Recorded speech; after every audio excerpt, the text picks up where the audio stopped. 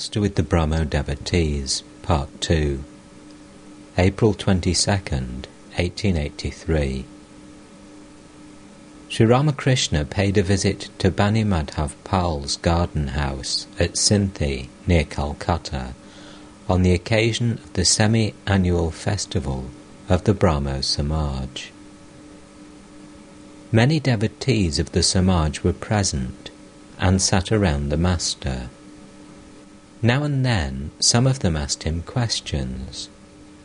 A Brahmo devotee: "Sir, what is the way?" Master: "Attachment to God, or in other words, love for Him, and secondly, prayer." Brahmo devotee: "Which one is the way, love or prayer?" Master: "First love and then prayer." The Master sang, "Cry to your mother Shama with a real cry, O mind, and how can she hold herself from you? How can Shama stay away?" Continuing, the Master said, "And one must always chant the name and glories of God and pray to Him. An old metal pot must be scrubbed every day. What is the use of cleaning it only once? Further, one must practice discrimination and renunciation. One must be conscious of the unreality of the world." Brahmo: "Is it good to renounce the world?" Master: "Not for all. Those who have not yet come to the end of their enjoyments should not renounce the world. Can one get drunk on 2 annas worth of wine?" Brahmo: "Then should they lead a worldly life?" Master: "Yes, they should try to perform their duties in a detached way. Before you break the jackfruit open, rub your hands with oil, so that the sticky milk will not smear them. The maidservant in a rich man's house performs all her duties, but her mind dwells on her home in the country. This is an example of doing duty in a detached way. You should renounce the world only in mind. But a sannyasi should renounce the world both inwardly and outwardly."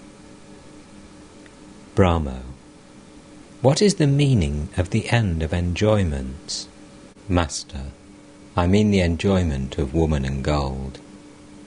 It is risky to put a typhoid patient in a room where pitchers of water and jugs of pickled tamarind are kept.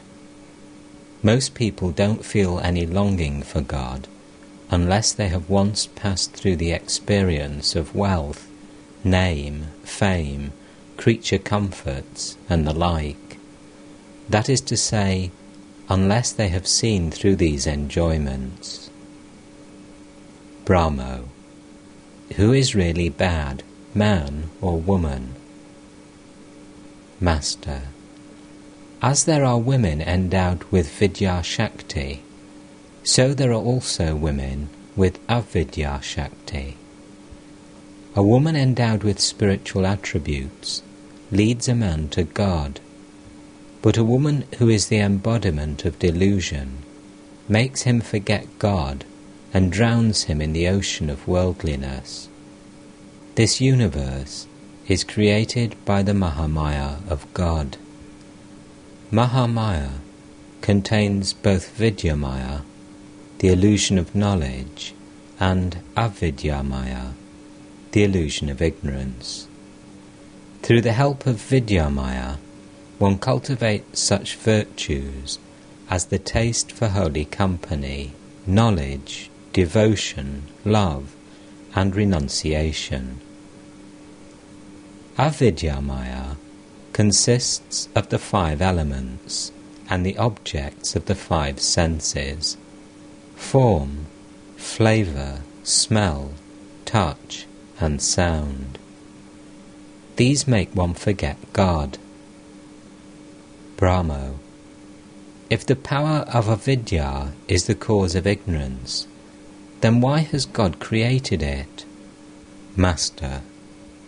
That is His play. The glory of light cannot be appreciated without darkness.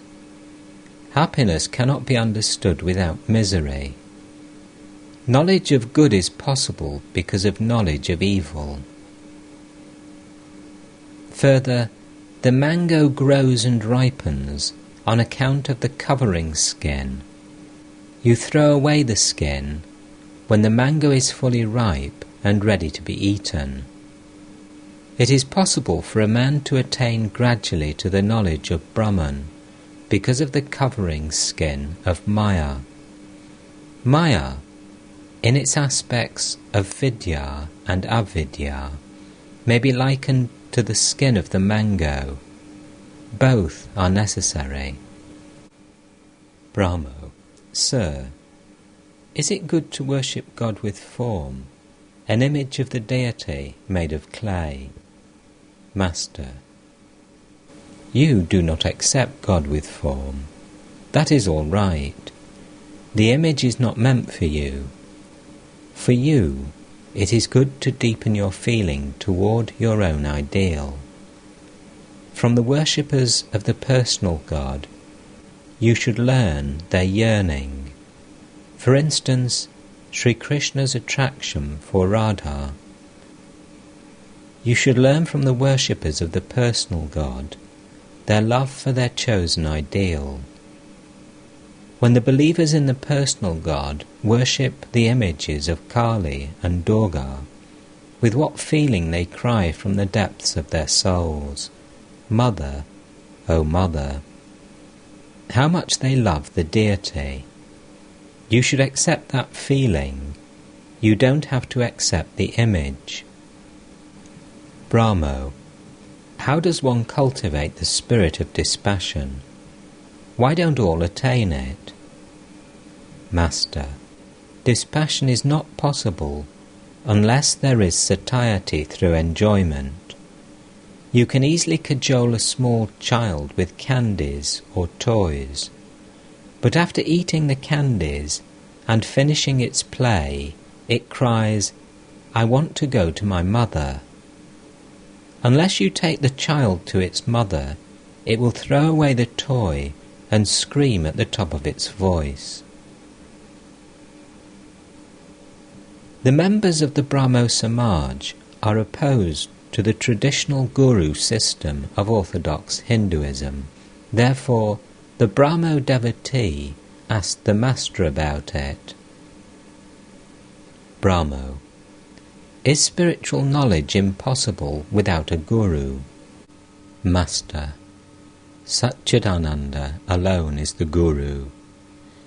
If a man in the form of a guru awakens spiritual consciousness in you, then know for certain that it is God the Absolute who has assumed that human form for your sake.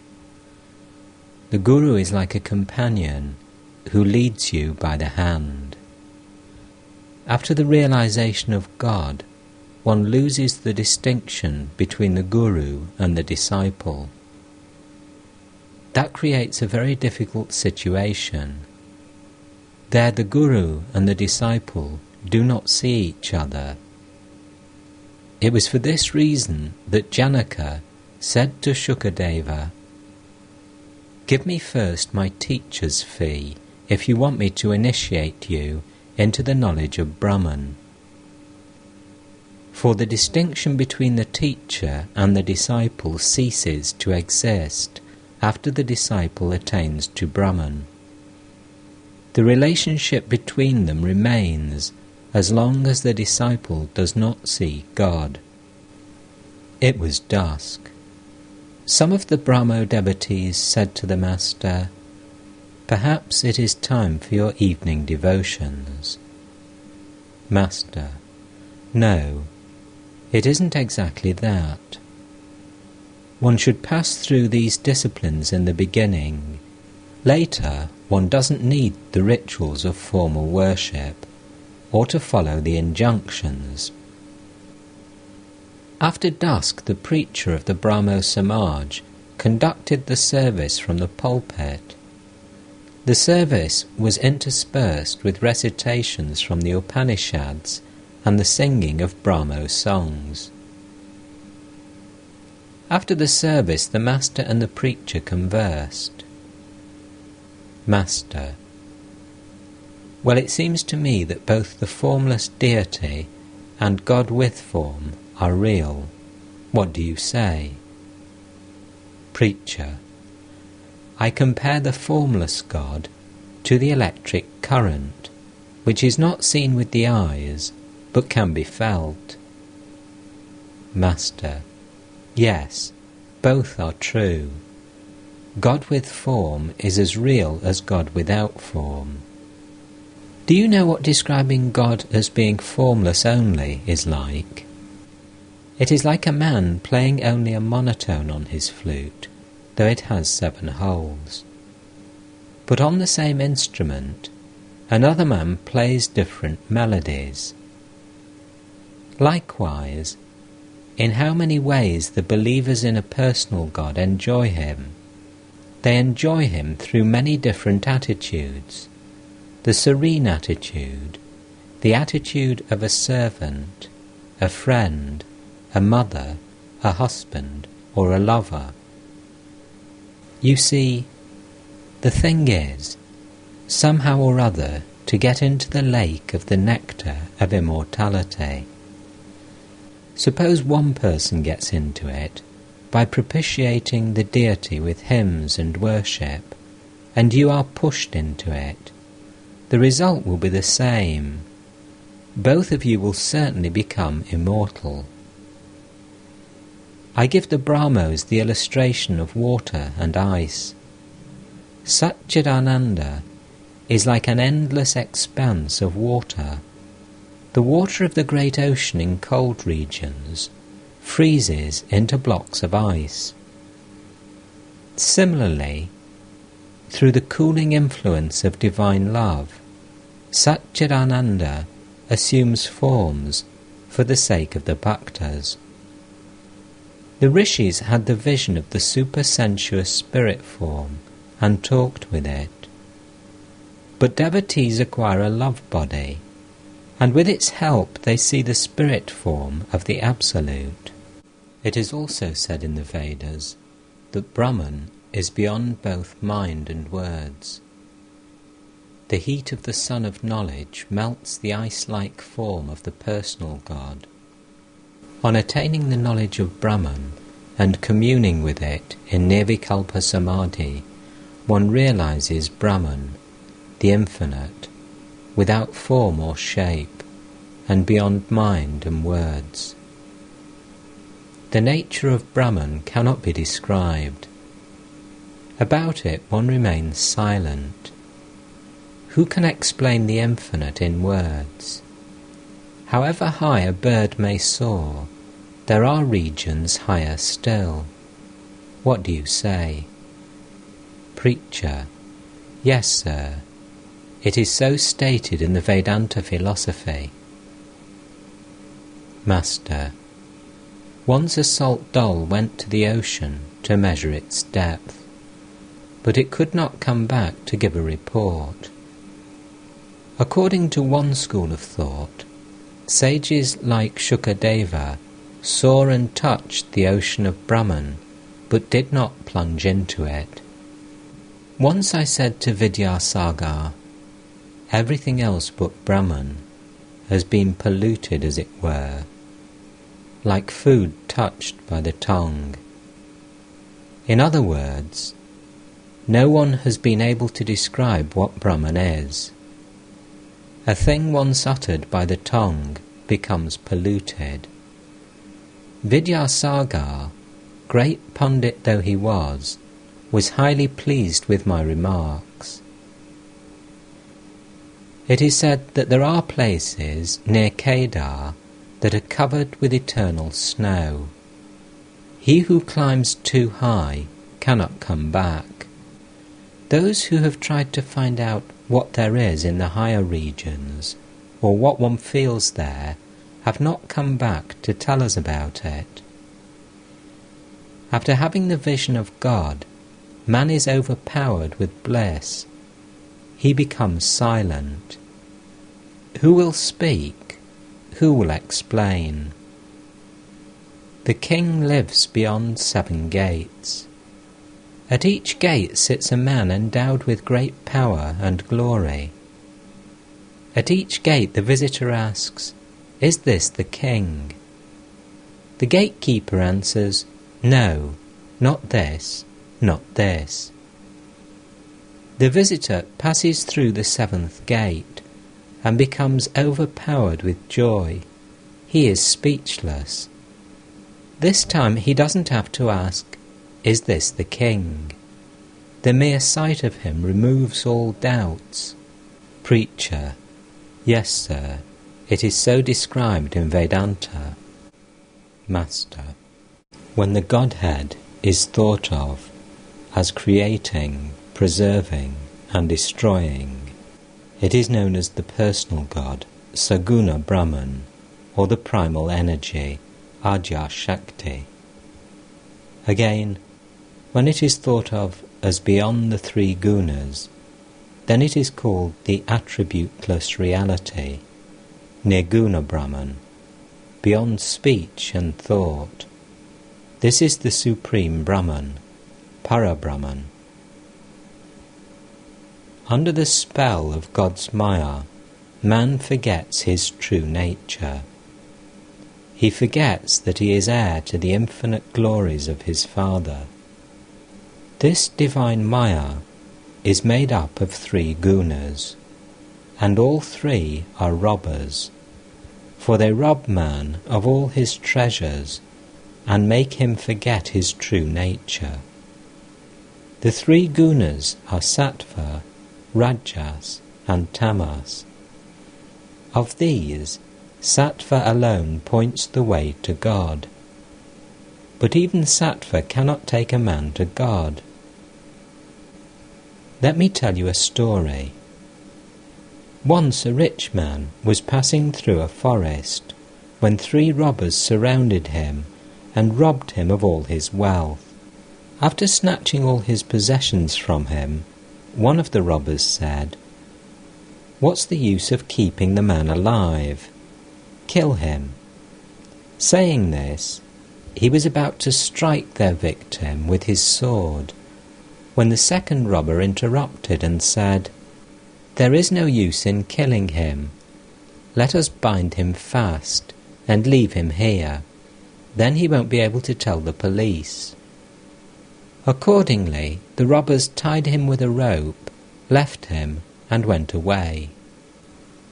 After a while the third robber returned to the rich man and said, "Ah, you're badly hurt, aren't you? Come, I'm going to release you." The third robber set the man free and led him out of the forest. When they came near the highway, the robber said, "Follow this road and you will reach home easily." "But you must come with me too," said the man. "You have done so much for me. We shall all be happy to see you at our home." "No," said the robber. "It is not possible for me to go there. The police will arrest me." So saying, he left the rich man after pointing out his way. Now the first robber, who said, "What's the good of keeping the man alive?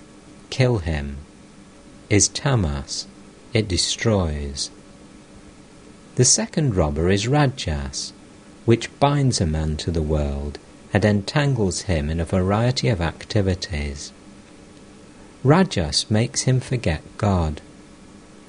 Sattva alone shows the way to God. It produces virtues like compassion, righteousness, and devotion. Again, Sattva is like the last step of the stairs. Next to it is the roof. The Supreme Brahman is man's own abode. one cannot attain the knowledge of Brahman unless one transcends the 3 gunas. Preacher: You have given us a fine talk, sir. Master with a smile: Do you know the nature of devotees? When one devotee meets another, he says, "Let me speak and you listen, and when you speak, I shall listen." You are a preacher and teach so many people. You are a steamship, and I am a mere fishing boat. All laugh. Wednesday, May 2nd, 1883. About 5 o'clock in the afternoon, Sri Ramakrishna arrived at the temple of the Brahmo Samaj at Nandan Bagan, accompanied by M, Rakal, and a few other devotees.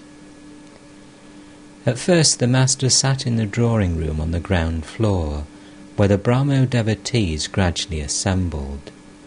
Rabindranath Tagore and a few other members of the Tagore family were present on this occasion. Sri Ramakrishna was asked to go to the worship hall on the 2nd floor. A dais had been built on the eastern side of the room.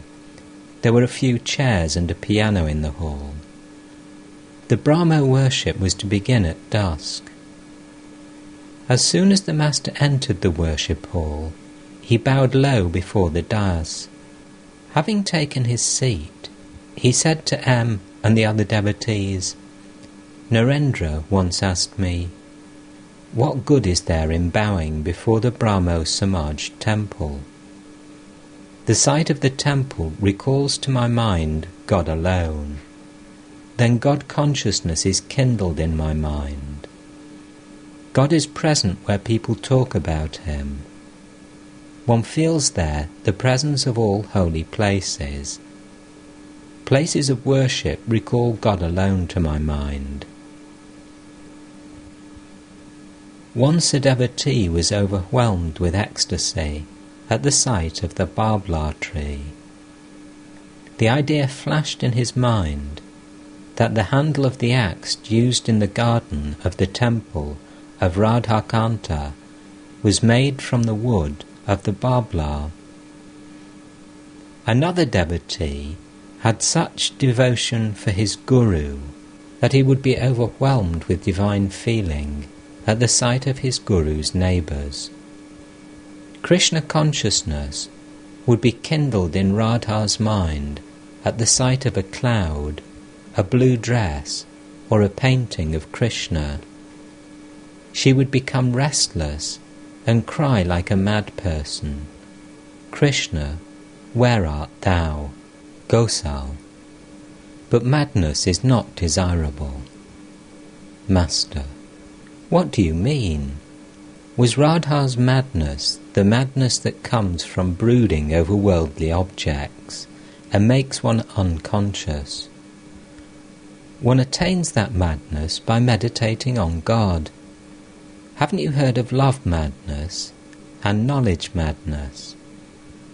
A Brahmo devotee: How can one realize God? Master: By directing your love to Him and constantly reasoning that God alone is real and the world illusory. The Ashwata tree alone is permanent, its fruit is transitory. Brahmo: We have passions like anger and lust. What shall we do with these? Master: Direct the 6 passions to God. The impulse of lust should be turned into the desire to have intercourse with Atman. Feel angry at those who stand in your way to God. Feel greedy for Him. If you must have the feeling of I and mine, then associate it with God. Say, for instance, my Rama, my Krishna. If you must have pride, then feel like Bibhishana, who said, "I have touched the feet of Rama with my head. I will not bow this head before anyone else." Brahmo. If it is God that makes me do everything, then I am not responsible for my sins. Master with a smile. Yes, Duryodhana also said that. O Krishna, I do what thou, seated in my heart, makest me do. If a man has the firm conviction that God alone is the doer and he is his instrument, then he cannot do anything sinful. He who has learnt to dance correctly never makes a false step. One cannot even believe in the existence of God until one's heart becomes pure. Sri Ramakrishna looked at the devotees assembled in the worship hall and said, "It is very good to gather in this way now and then, and think of God, and sing His name and glories. But the worldly man's yearning for God is momentary. It lasts as long as a drop of water on a red-hot frying pan." The worship was about to begin, and the big hall was filled with Brahmo devotees. Some of the Brahmo ladies sat on chairs with music books in their hands. The songs of the Brahmo Samaj were sung to the accompaniment of harmonium and piano. Sri Ramakrishna's joy was unbounded. The invocation was followed by a prayer, and then the worship began. The acharyas, seated on the platform, recited from the Vedas. Om, thou art our Father. Give us right knowledge. Do not destroy us. We bow to thee. The Brahmo devotees chanted in chorus with the acharyas. Om, Brahman is truth, knowledge, infinity. It shines as bliss and immortality. Brahman is peace, blessedness, and the one without a second. It is pure and unstained by sin. The acharyas chanted in praise of God. Om, O reality, cause of the universe, we bow to thee. Then the acharyas chanted their prayer together. From the unreal, lead us to the real. From darkness, lead us to light. From death, lead us to immortality. Reach us through and through, O Rudra, and protect us evermore with thy compassionate face. As Sri Ramakrishna heard these hymns, he went into a spiritual mood. After this, an acharya read a prayer. The worship was over. Most of the devotees went downstairs or to the courtyard for fresh air, while the refreshments were being made ready. It was about 9 o'clock in the evening. The hosts were so engrossed with the other invited guests that they forgot to pay any attention to Sri Ramakrishna, Master, to Rakal and the other devotees. What's the matter? Nobody is paying any attention to us. Rakal, angrily. Sir, let us leave here and go to Dakshineshwar. Master with a smile. Keep quiet. The carriage hire is 3 rupees and 2 annas. Who will pay that? Stubbornness won't get us anywhere. You haven't a penny, and you're making these empty threats. Besides, where shall we find food at this late hour of the night? After a long time dinner was announced. The devotees were asked to take their seats. The master, with Rakal and the others, followed the crowd to the 2nd floor. No room could be found for him inside the hall. Finally, with great difficulty, a place was found for him in a dusty corner. A Brahmin woman served some curry, but Sri Ramakrishna could not eat it. He ate luchi with salt and took some sweets. There was no limit to the master's kindness. The hosts were mere youngsters. How could he be displeased with them, even though they didn't show him proper respect? Further, it would have been inauspicious for the household if a holy man had left the place without taking food. Finally, the feast had been prepared in the name of God. Sri Ramakrishna got into a carriage. But who was to pay the hire? The hosts could not be found. Referring to this incident afterwards, the master said to the devotees jokingly, "The boys went to our hosts for the carriage hire. First they were put out, but at last they managed to get together 3 rupees. Our hosts refused to pay the extra 2 annas and said, 'No, that will do.'" Sunday, May the 13th, 1883. The Master paid a visit to the Hari Bhakti Pradayini Sabha of Khan Sharipara in Calcutta on the anniversary day of that religious society. Kirtan and other forms of devotional music had been arranged for the occasion. The songs centered around the Vrindavan episode of Sri Krishna's life. The theme was Radha's peak because of Sri Krishna's having visited Chandravali, another of the gopis of Vrindavan. Radha's friends tried to console her and said to her, "Why are you piqued?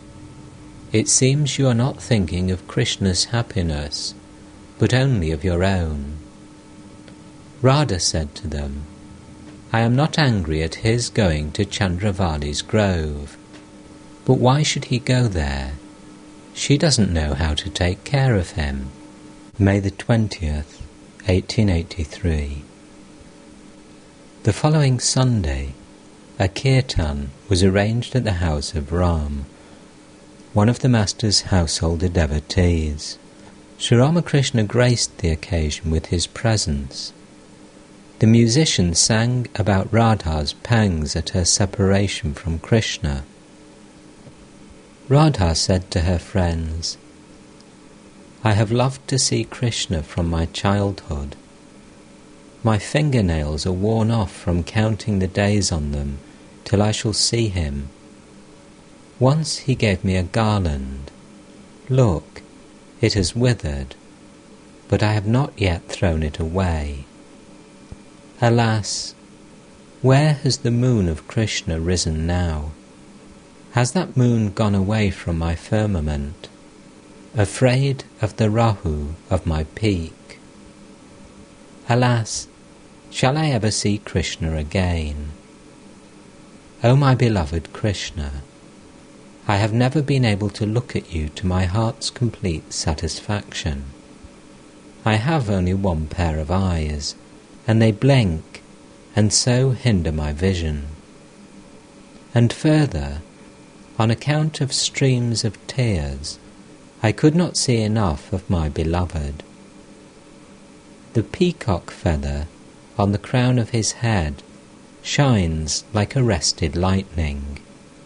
The peacocks, seeing Krishna's dark cloud complexion, would dance in joy, spreading their tails.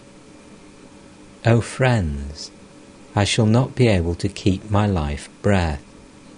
After my death, place my body on a branch of the dark tamala tree and inscribe on my body Krishna's sweet name." The Master said, God and his name are identical. That is the reason Radha said that. There is no difference between Rama and his holy name. May the 27th, 1883. Sri Ramakrishna was in his room at Dakshineshwar, conversing with the devotees. It was about 9 o'clock in the morning. Master, to M and the other devotees: it is not good to harbour malice. The Shaktas, the Vaishnavas, and the Vedantists quarrel among themselves. That is not wise. Padmalochan was the court pundit of the Maharaja of Bardwan. Once, at a meeting, the pundits were discussing whether Shiva was superior to Brahma, or Brahma to Shiva. Padmalochan gave an appropriate reply. "I do not know anything about it," said he. "I haven't talked either to Shiva or to Brahma." If people feel sincere longing, they will find that all paths lead to God.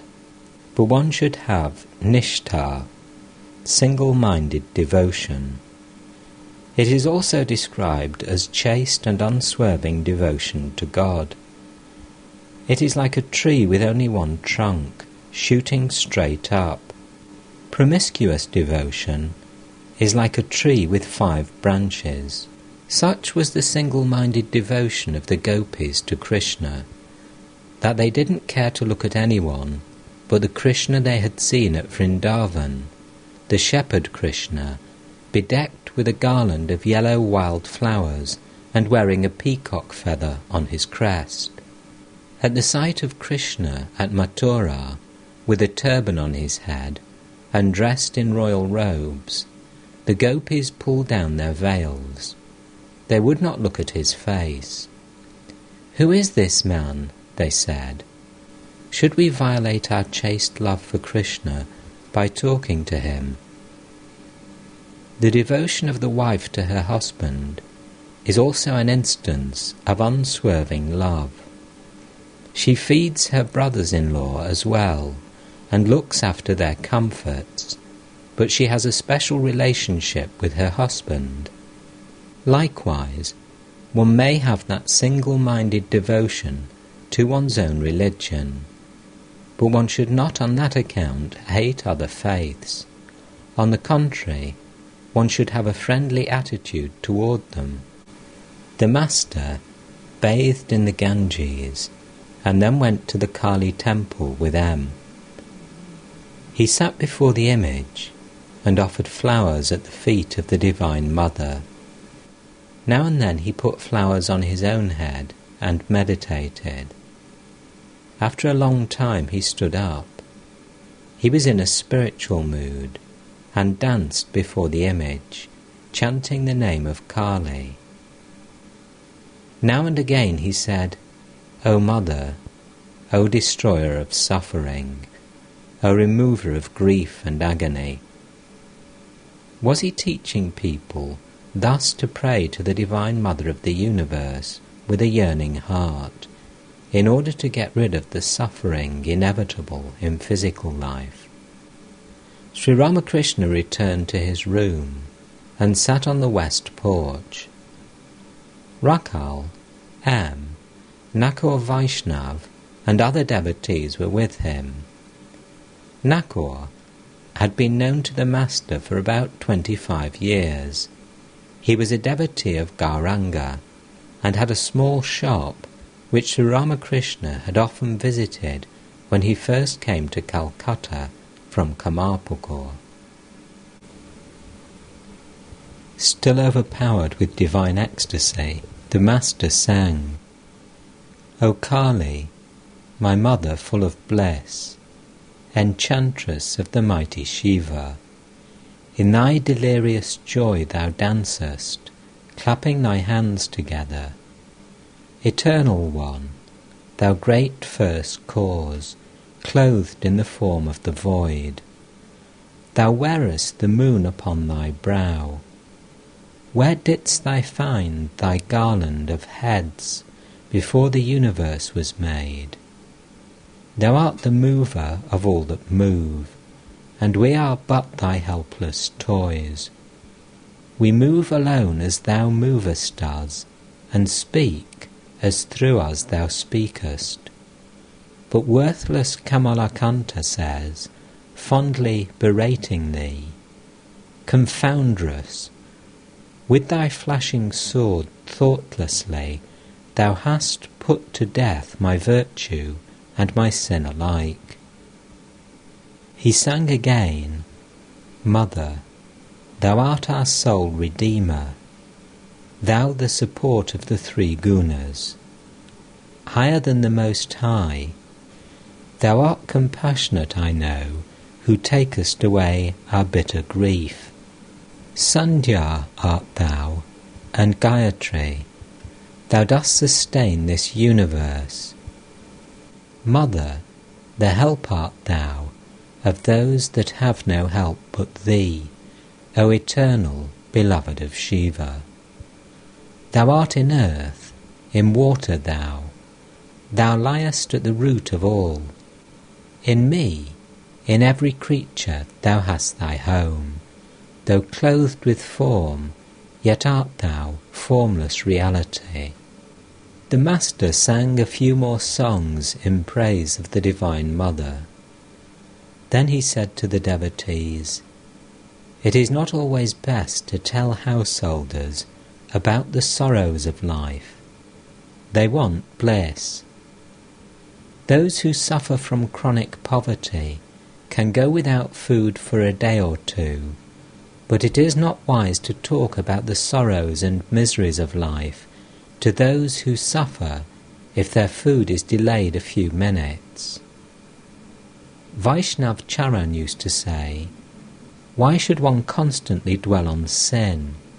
Be merry. While the Master was resting after his midday meal, Manohar Goswami, a singer of kirtan, arrived. He sang about the ecstatic love of Gauranga and the divine episode of Vrindavan. The Master was absorbed in a deep spiritual mood. He tore off his shirt and said, to the melody of the kirtan, assuming the attitude of Radha, O Krishna, my beloved, O friends, bring Krishna to me, then you will be real friends, or take me to him, and I will be your slave forever. The musician sat spellbound at Sri Ramakrishna's ecstasy. Then he said with folded hands, Won't you please rid me of my worldliness? Master, you are like the holy man who went about the city after first finding a lodging. You are a sweet person and express many sweet ideas. Musician, Sir, I am like the bullock that only carries the bag of sugar but cannot taste it. Alas, I myself do not enjoy the sweetness of divine bliss. The melodious music went on, and all were filled with joy. Saturday, June the 2nd, 1883. Sri Ramakrishna had been invited to visit the homes of his devotees, Balaram, Radha and Ram in Calcutta. Devotional music had been arranged by Radha and Ram. The Master was accompanied in the carriage by Rakal, M and others. As they drove along, Sri Ramakrishna said to the devotees, You see, sin flies away when love of God grows in a man's heart, even as the water of the reservoir dug in a meadow dries up under the heat of the sun. But one cannot love God if one feels attracted to worldly things, to woman and gold.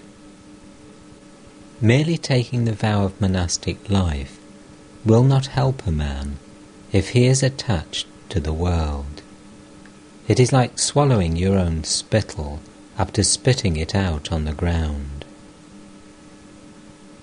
After a few minutes, the Master continued. The members of the Brahmo Samaj do not accept God with form. Narendra says that God with form is a mere idol.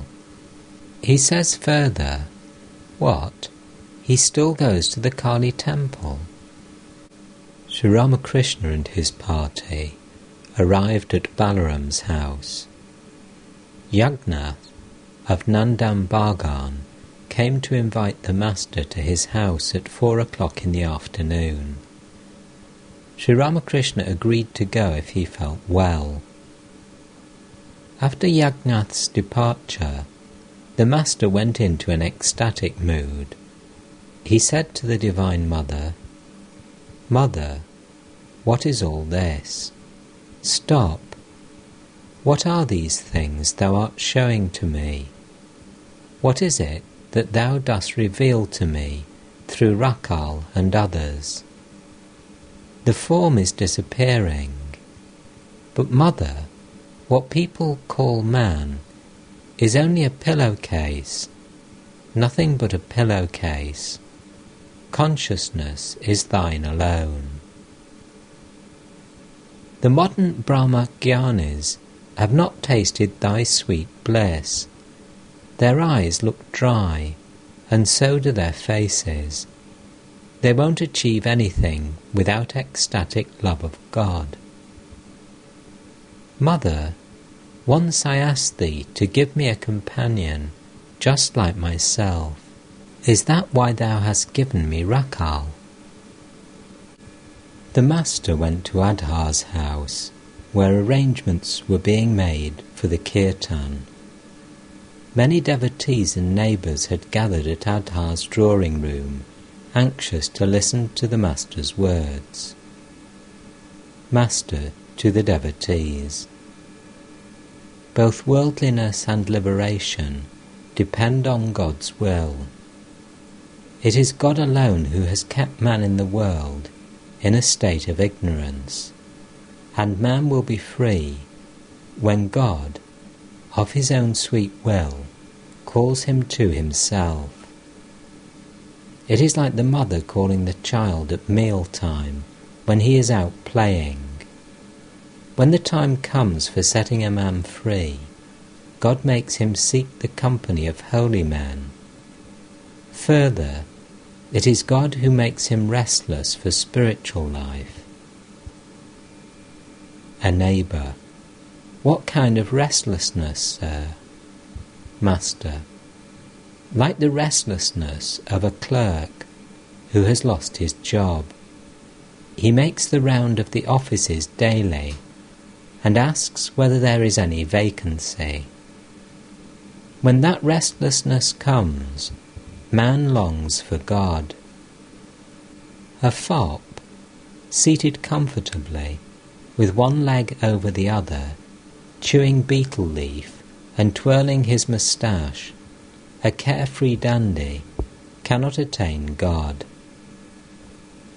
Neighbour: can one get this longing for God through frequenting the company of holy men?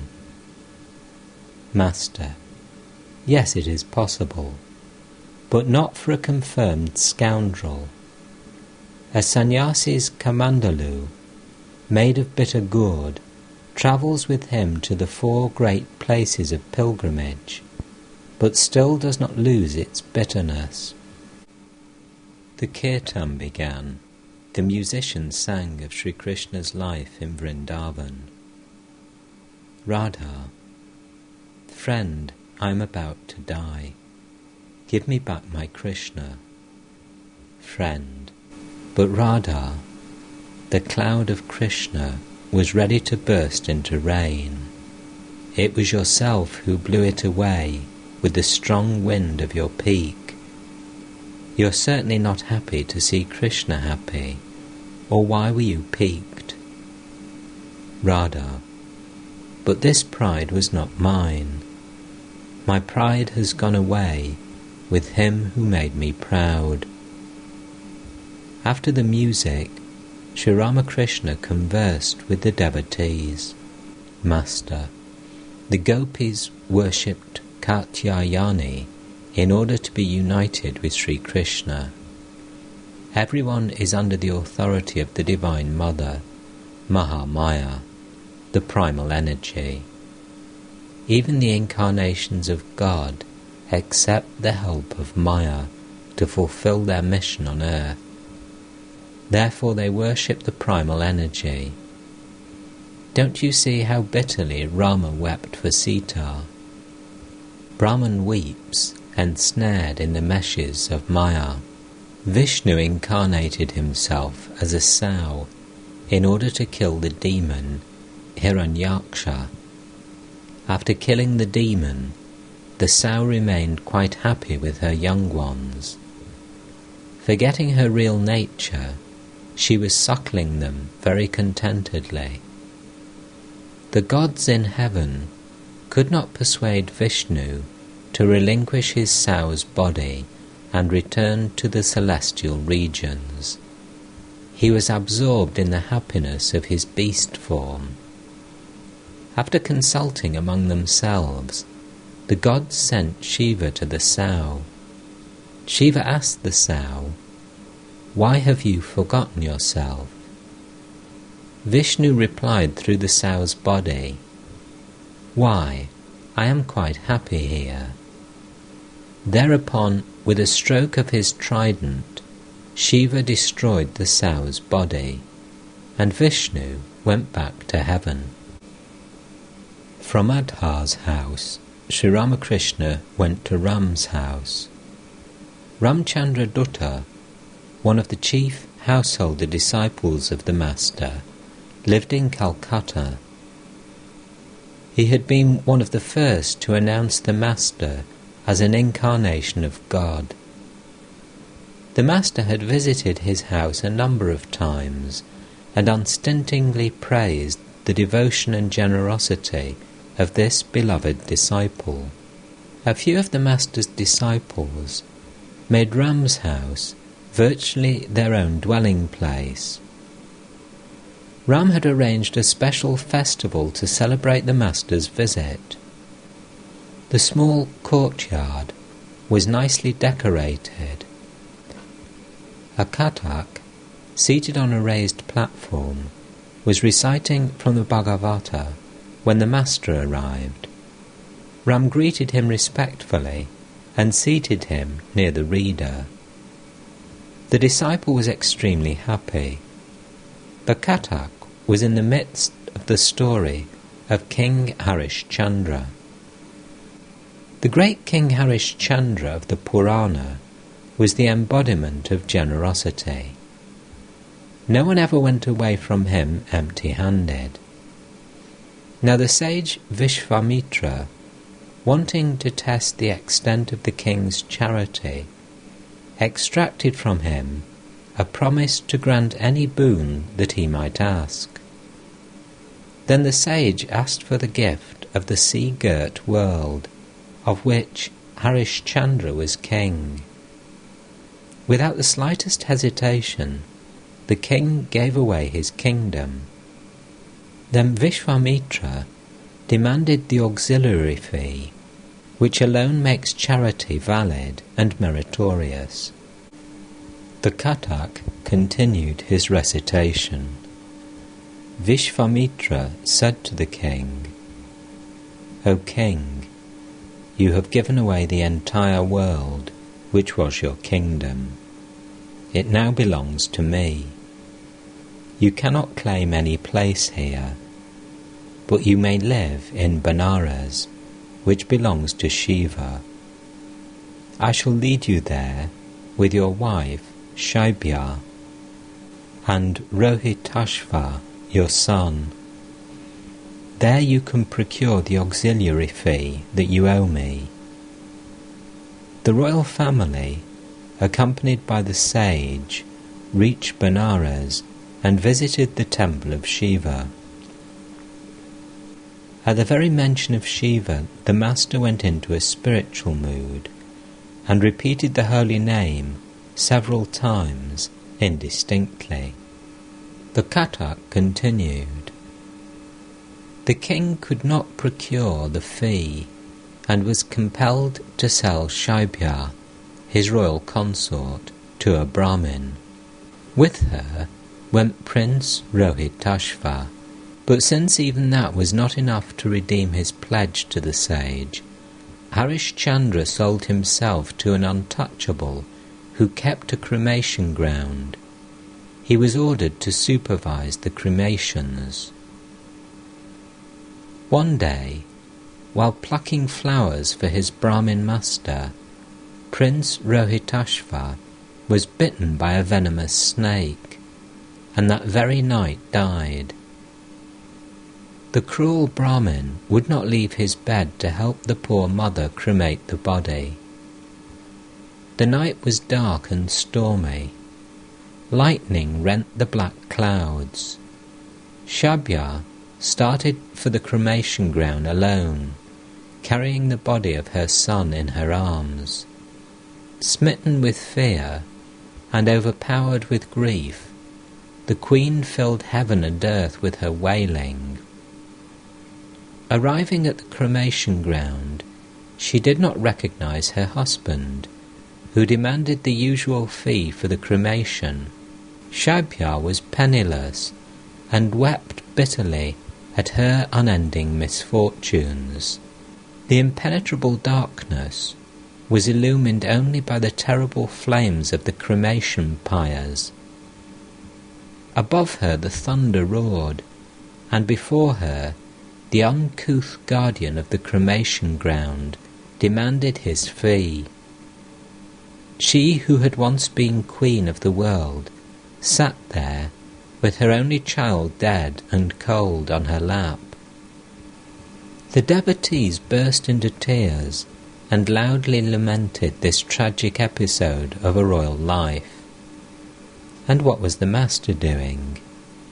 He was listening to the recital with rapt attention. Teardrops appeared in his eyes, and he wiped them away. The Kathak continued. When the queen, wailing bitterly, uttered the name of her husband, Harishchandra at once recognized his wife and son. Then the two wept for the dead prince. Yet in all these misfortunes, the king never once uttered a word of regret for his charity. Finally the sage Vishvamitra appeared and told them that he had only wanted to put the king's charitable impulses to a crucial test. Then, through his spiritual power, the sage brought the prince back to life and returned to the king his lost kingdom. Sri Ramakrishna asked the Kathak to recite the episode of Uddhava, the friend and devotee of Krishna. At the request of Krishna, Uddhava had gone to Vrindavan to console the cowherds and the gopis, who were sore at heart because of their separation from their beloved Krishna. The Kathak said, when Uddhava arrived at Vrindavan, the gopis and cowherd boys ran to him eagerly and asked him, "How is our Krishna? Has he forgotten us altogether? Doesn't he even speak our names?" So saying, some of them wept. Others accompanied him to various places in Vrindavan, still filled with Krishna's sweet memory. They said, "Here it was that Krishna lifted up Mount Govardhan, and here he killed the demons sent by the evil-minded Kamsa. In this meadow he tended his cows. Here on the bank of the Yamuna he sported with the gopis. Here he played with the cowherd boys, and here, in these groves, he met the gopis secretly." Uddhava said to them, "Why are you so grief-stricken at Krishna's absence? He resides in all beings as their indwelling spirit. He is God himself, and nothing can exist without God." "But," said the gopis, "we do not understand all that. We can neither read nor write. We know only our Krishna of Vrindavan, who played with us here in so many ways. Uddhava said, Krishna is God himself. By meditating on him, man escapes from birth and death in the world and attains liberation. The gopis said, we do not understand big words like liberation. We want to see the Krishna of our hearts. The master listened to the story from the Bhagavata with great attention and said at last, yes, the gopis were right. Then he sang,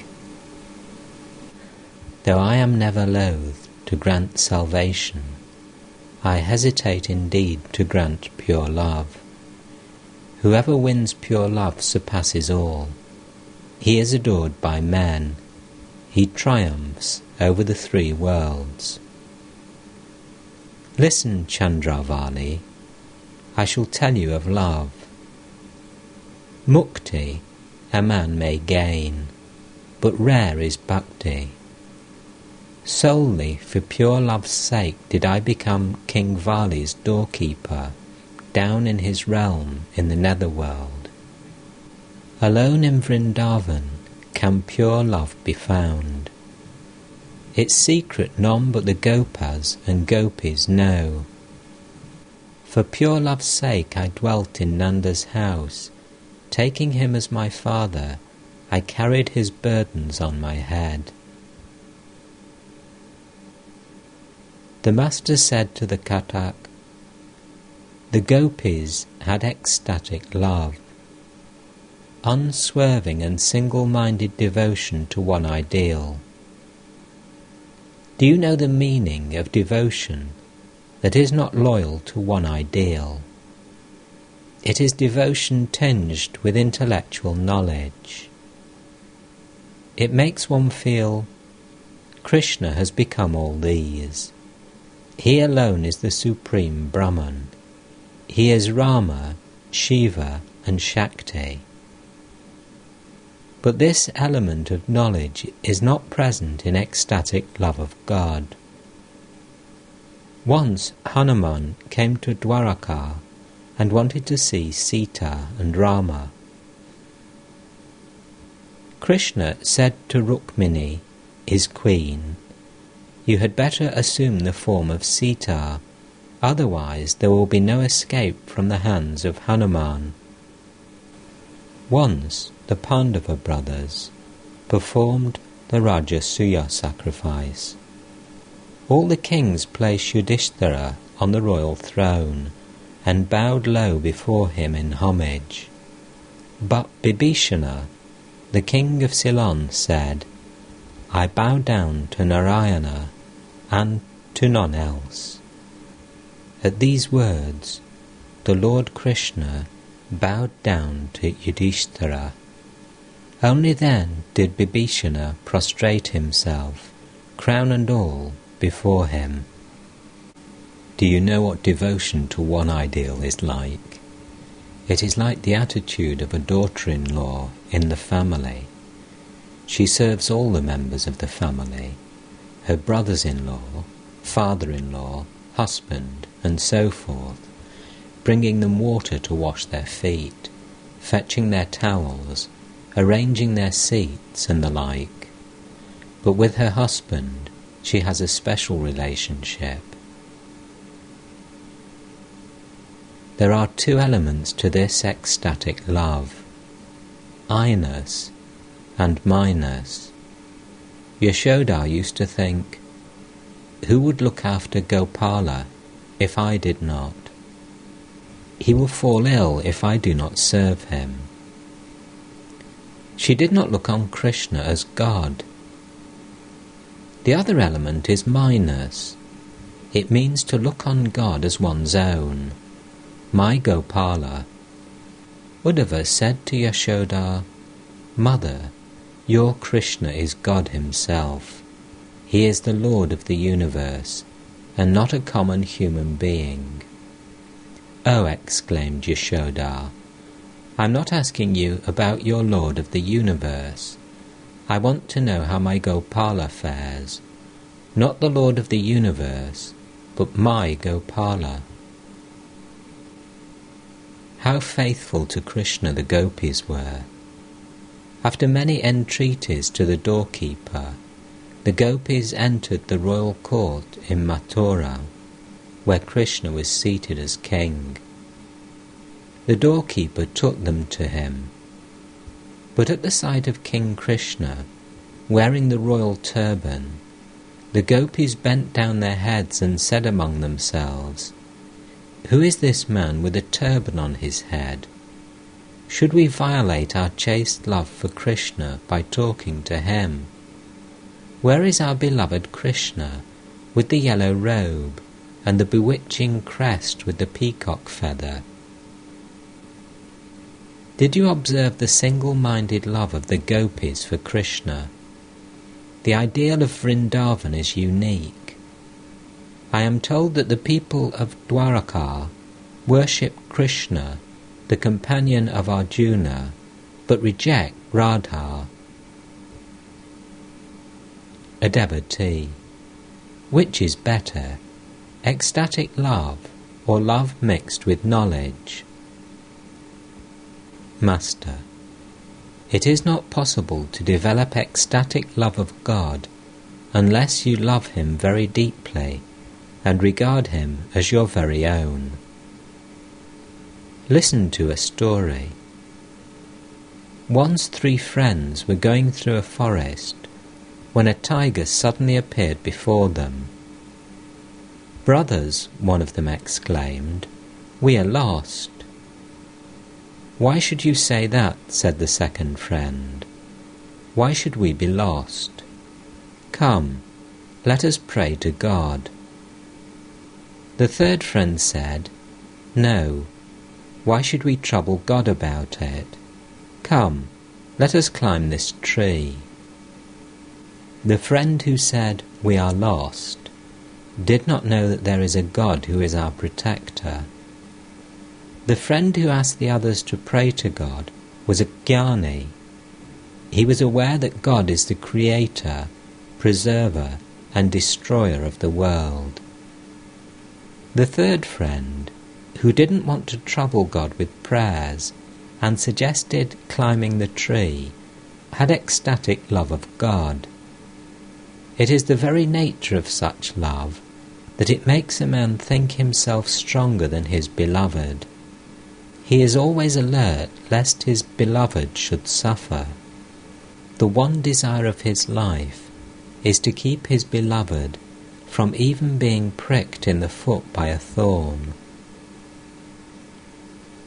Ram served the master and the devotees with delicious sweets, delicious sweets, delicious sweets, delicious sweets, delicious sweets, delicious sweets, delicious sweets, delicious sweets, delicious sweets, delicious sweets, delicious sweets, delicious sweets, delicious sweets, delicious sweets.